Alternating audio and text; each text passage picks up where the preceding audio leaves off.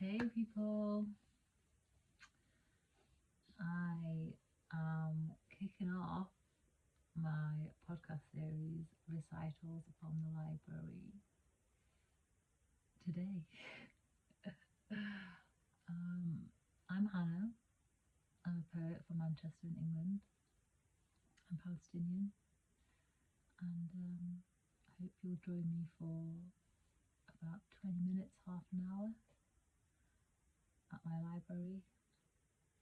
So get a drink.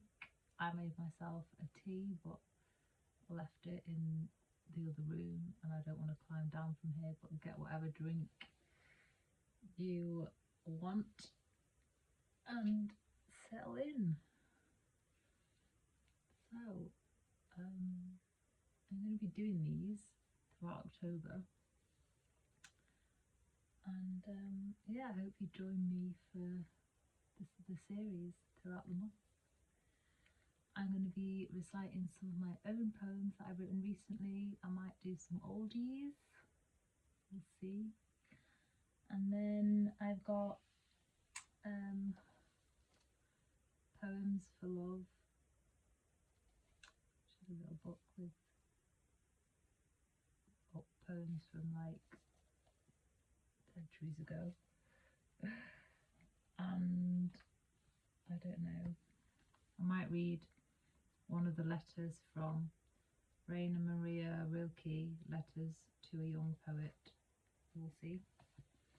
And then I've also got one of my favourite books, which I'm not sure if it's a kid's book, but it's called The Lost Spells. And it's just got some little nuggets in there, so maybe I'll finish with one of the little nuggets from in here. And yeah, that's the plan for today, or this evening. So I hope you're in your gym jams, pyjamas, just like me, and we'll kick off.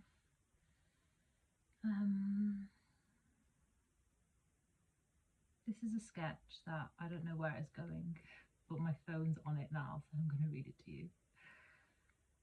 And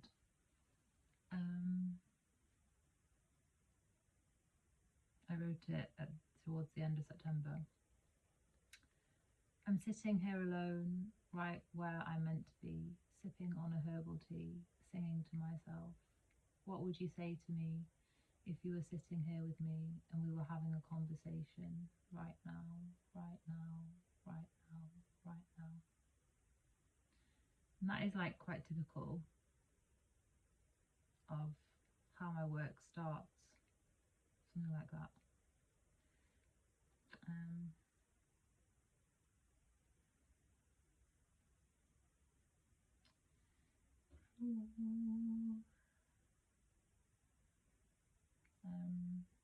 This is another poem I wrote towards the end of September,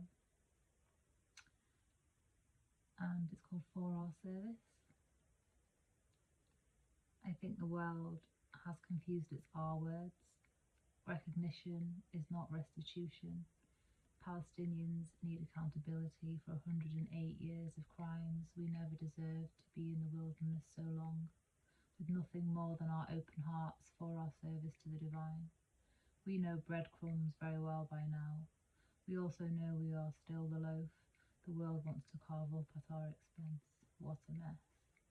Our blood is the deepest red. Our eyes know the darkness very well. After all this hell, we're even rarer and brighter now.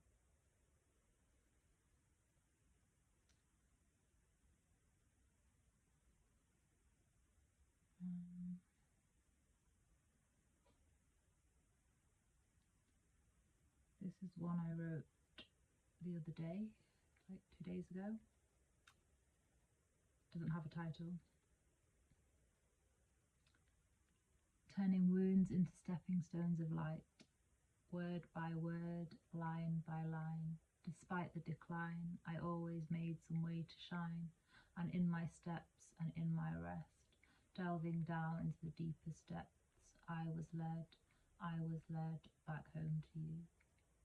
Seen for everything I express, all my shadows now dispelled, and even if this light remained only for myself, the burdens I've been made to wear are weightless now. So if anyone's got an idea of what I should call it, let me know, because it's untitled at the moment, like a lot of my poems.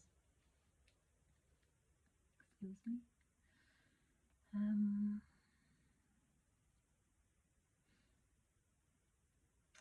wrote some poems today, so I might read them.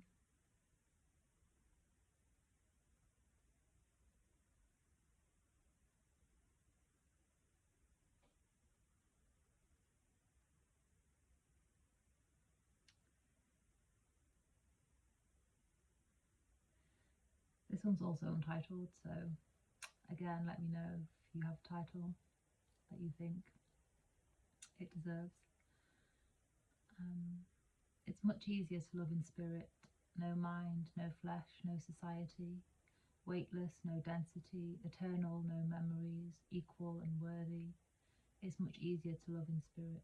Recalibration hurts so much. Yearning for the first touch of what is mine all the time is not a sustainable way of life. I don't have a map except for waiting on signs. Is there the space to really merge on all levels? Complete unity, no separateness. I'm scared we'd spontaneously combust.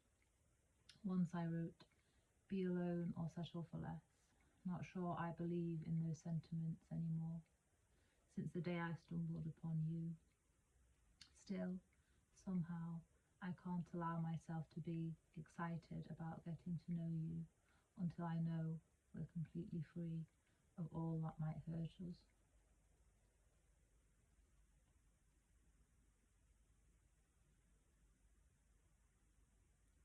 One more I wrote today. Does this have a title? No, it doesn't at all.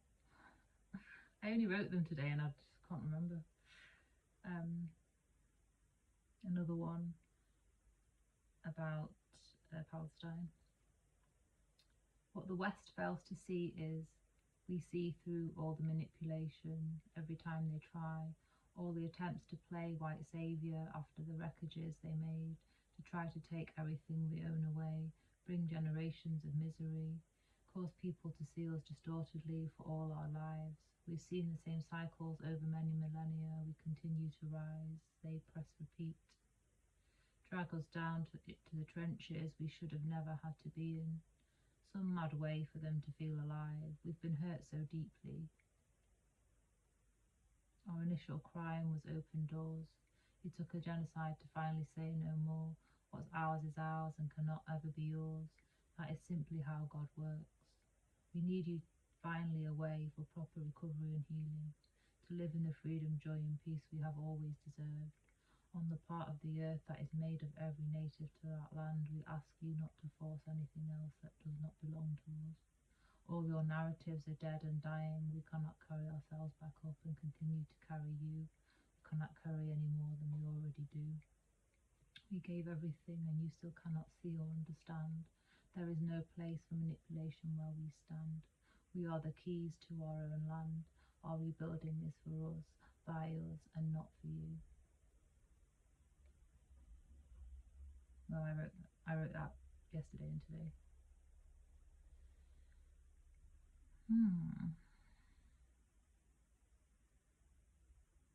I've got an oldie here from January 2022. So I might read that. It's called The Essence of You. Singularity. Consciousness is unknown in a world of duality. Let's talk mathematics. Zero.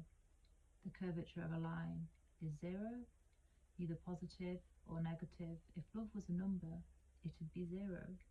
Closest to infinity in its neutrality, or was that philosophy? Maybe unity is. Physics? Zero. Gravity? Watch fire burn differently in weightlessness. Free falling is different for each of us. No feeling, yet we are drawn.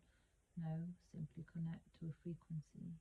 Music, another language we experience. is quantum biology. Cannot make sense of the essence of you. What on earth is my foundation? Let's see.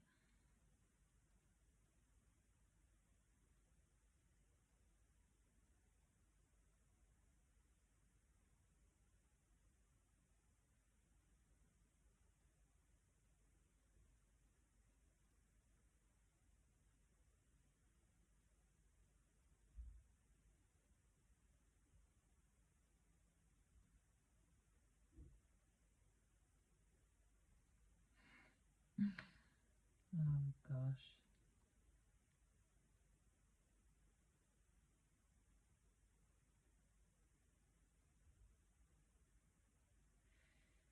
Let's go back. Anyway, I hope you're doing well. Thanks for being here. And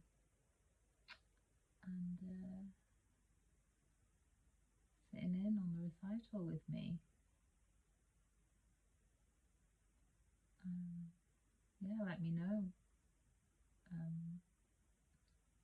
what kind of poetry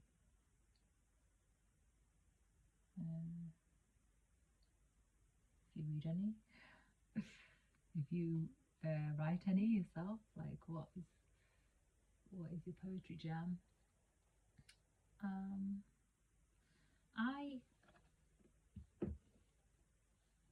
It's weird, like I'm not really inspired by other poets. Like I've said this before, like way back, if you go on my YouTube, like you'll see some videos where I've said that. Like I was never really inspired by other poets or anything. It's more like I rediscovered my ability to write poetry, and then I've had to kind of like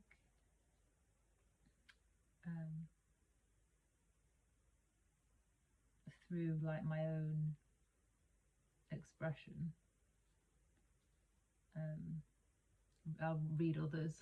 Like it's not that like in school we did poetry or anything like that, or I did poetry at uni or as part like or like an English literature degree or anything like that. No, it wasn't like that. It came from nurturing a spiritual practice, and yeah, I think I write like Walt Whitman though,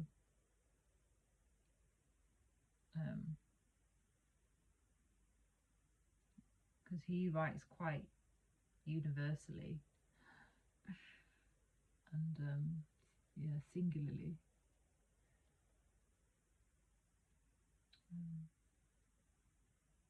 And I think I write a bit of hip hop as well, like a hip hop flow.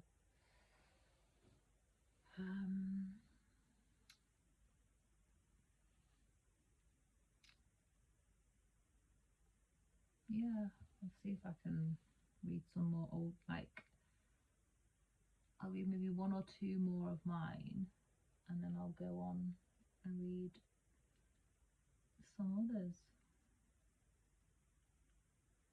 I hope that the sound and everything is okay, because I'm having to use like a replacement device because of all my tech problems, so hopefully it's okay, but it is very rudimentary setup until my tech issues get resolved.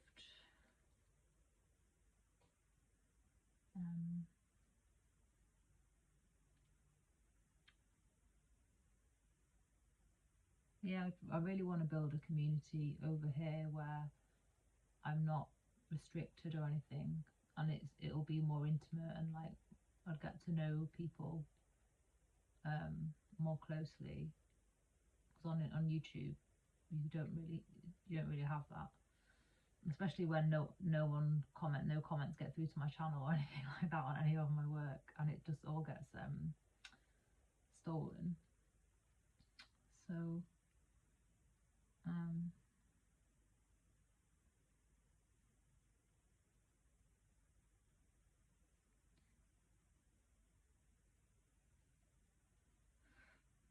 There's just, in recent times, there's just so many diss poems, which isn't really my forte. It's just that I have to get what's happening to me out somehow. Like, literally just rage it out. Because we can't hold it in our bodies. It's not for us. Like, we can't hold that shit in our bodies.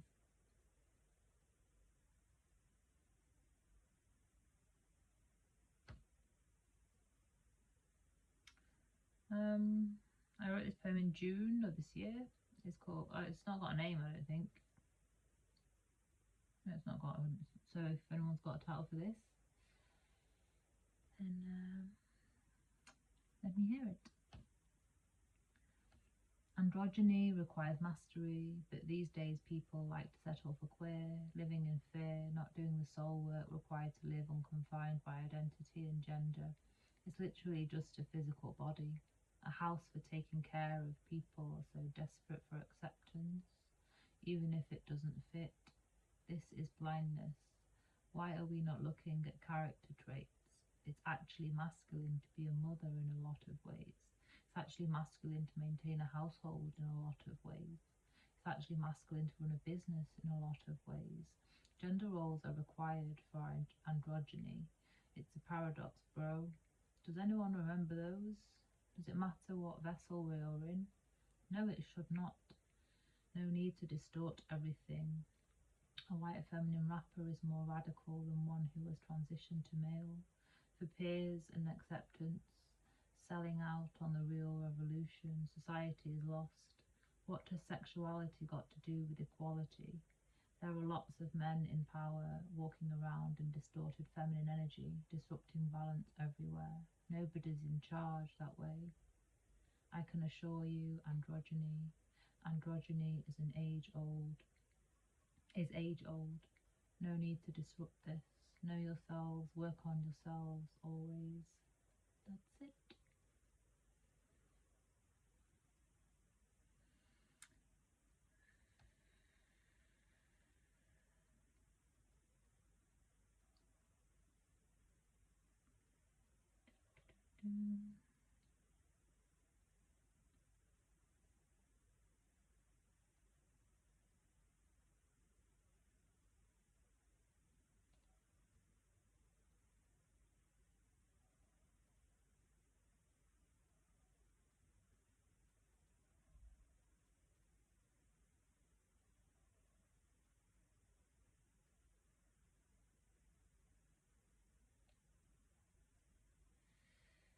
Oof.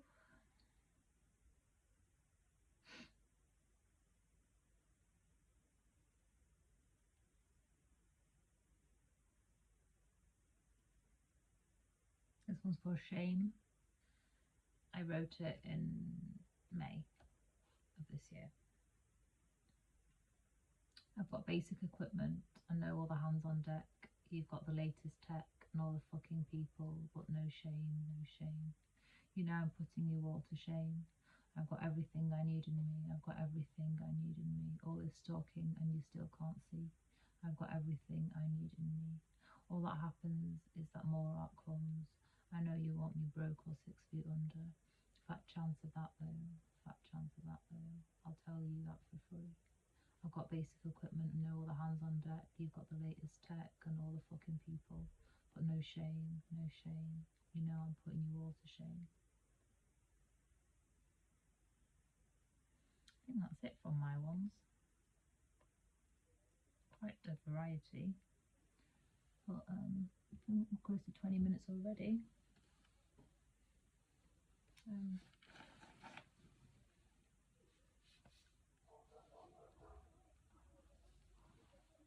Excuse the dog next door.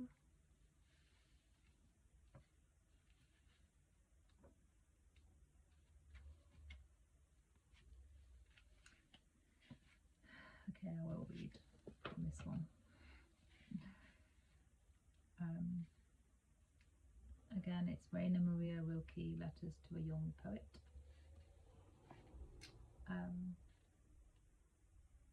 This is Rome, December 23rd, 1903. My dear Mr. Capus, You shall not go without greetings from me at Christmas time, when you are perhaps finding your solitude harder than usual to bear among all the festivities. But if you notice that it is great, then be glad of it. For what, you must ask yourself, would a solitude be that was not great?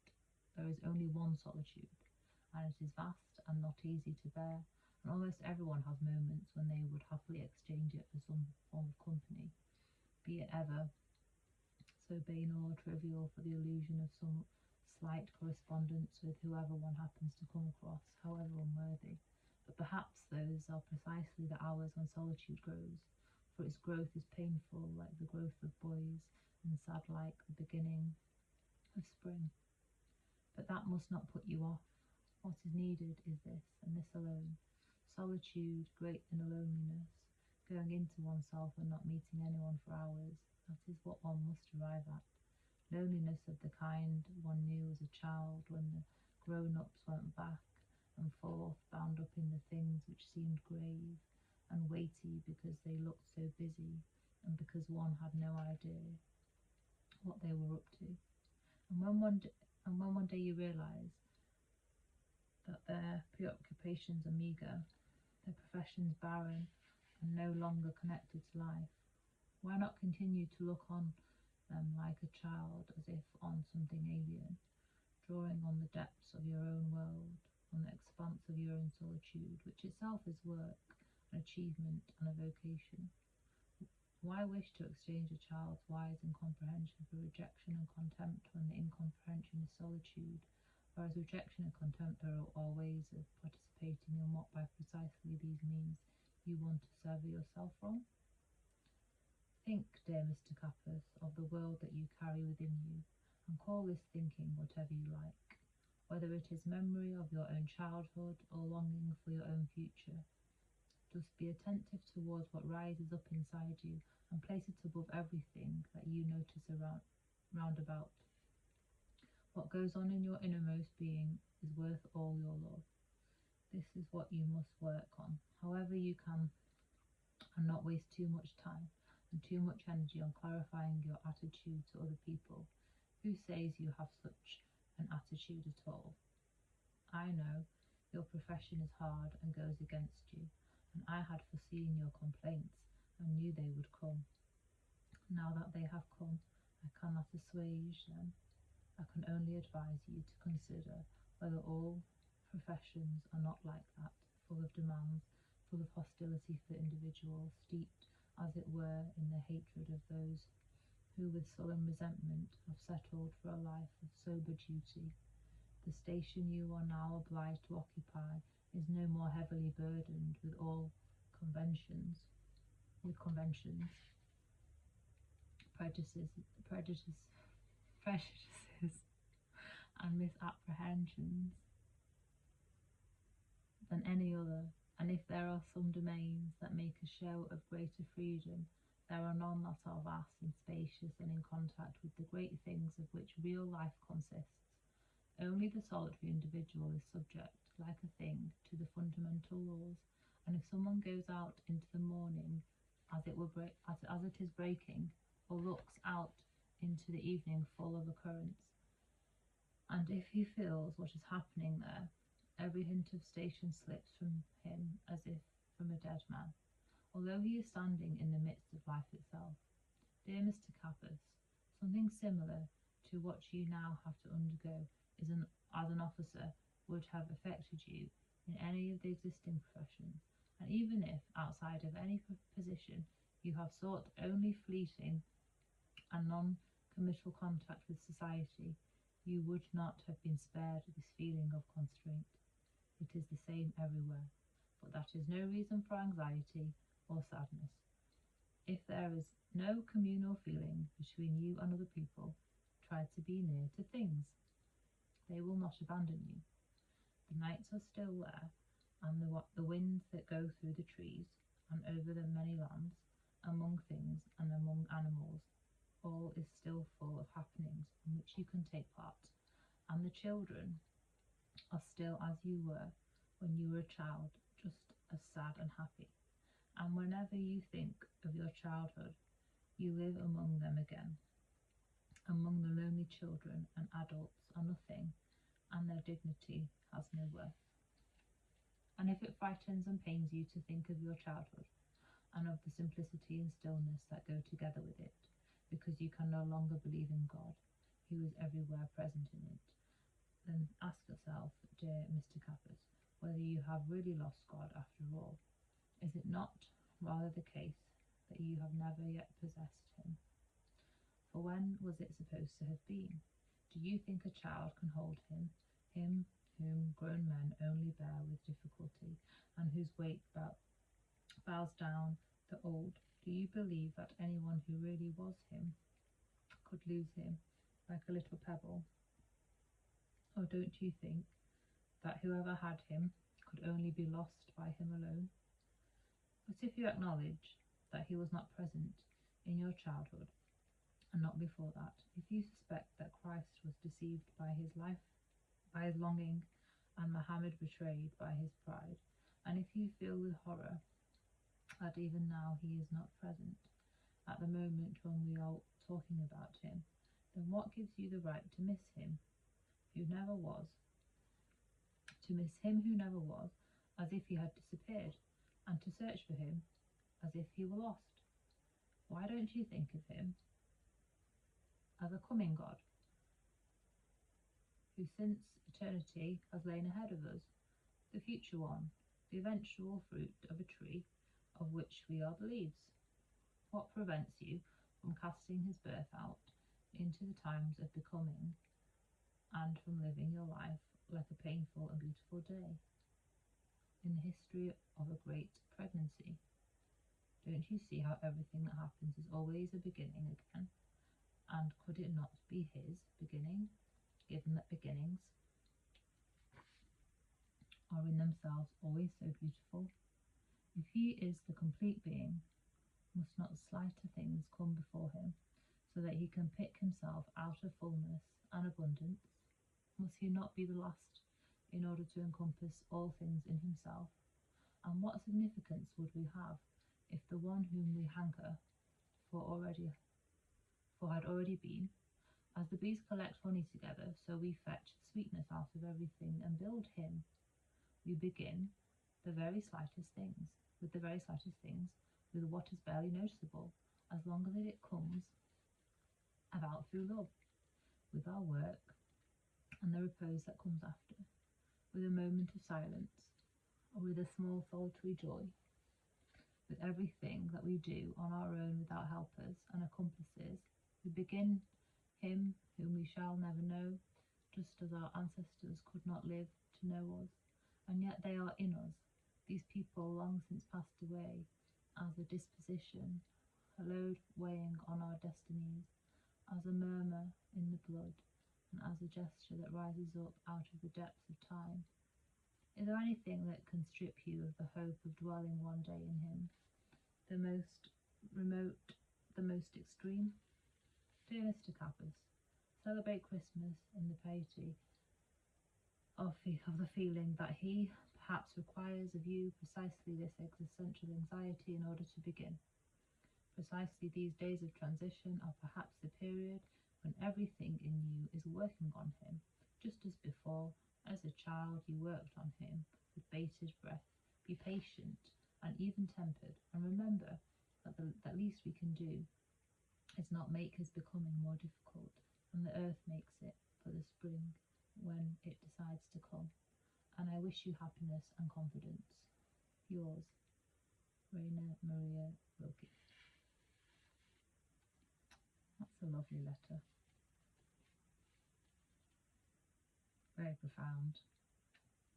Wasn't expecting it to be so spiritual, because it's been ages since I've read this book, and I always forget the books. I hope you liked it. Very sweet and educational.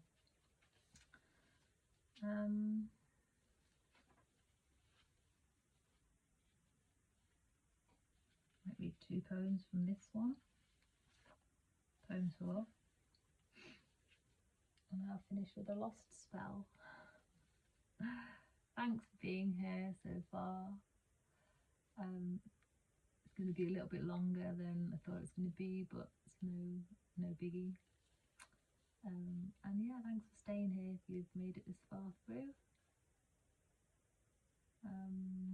This one's called So We'll Go No More A Roving. So we'll go no more a roving, so late into the night. Through the heart be still as loving, and the moon be still as bright. For the sword outswears its breath, and the soul wears out the breast, and the heart must pause to breath, and love itself have rest. Though the night's was made for loving, and the day returns too soon, yet we'll go no more a roving by the light of the moon. George Gordon, Lord Byron, 1788 to 1824. I just find it fascinating how they don't know exactly when things were written.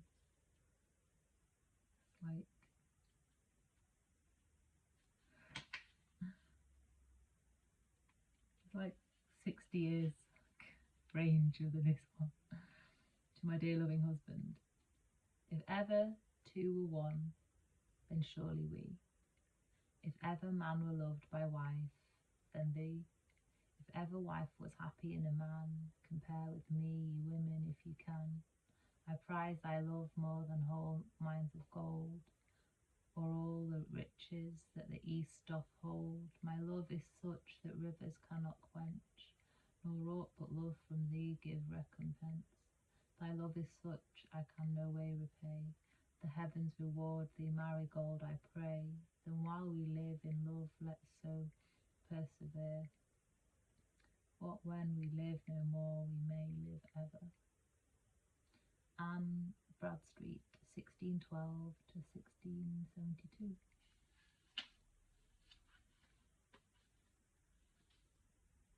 It's quite good to know that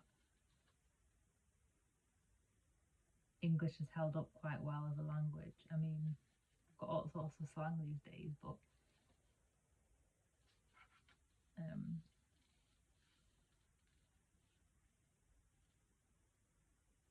it's not like a completely foreign language reading a poem from the 1600s.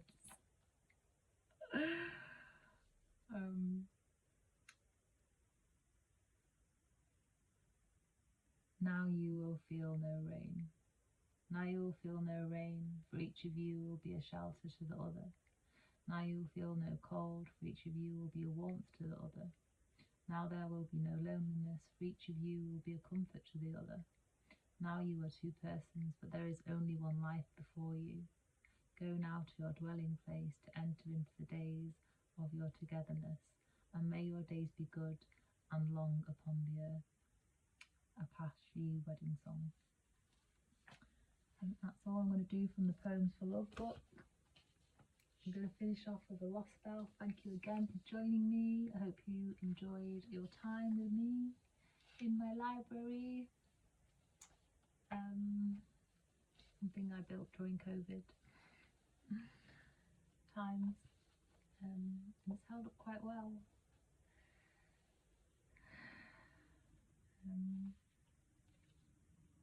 I just wish it was a little bit taller. But it couldn't have been, but I just wish it was like I could stand in it. It's like half a foot too short or something. Wish it was a little bit taller. Wish it was a baller. Wish it was a rabbit in a hat.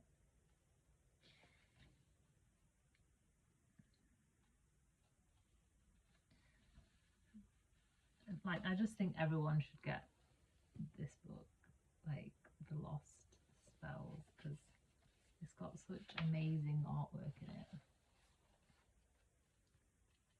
Like, of all like nature.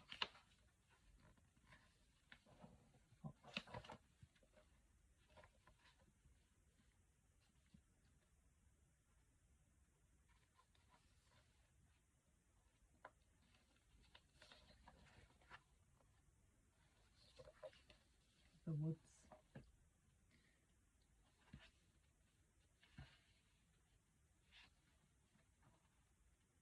don't want to read. I'll read The Barn Owl.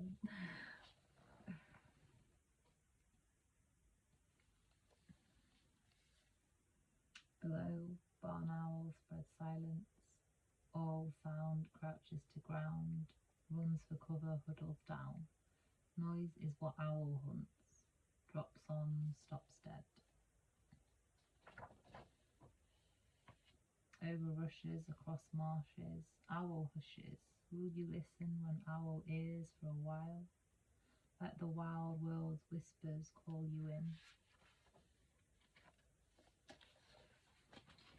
There's the owl.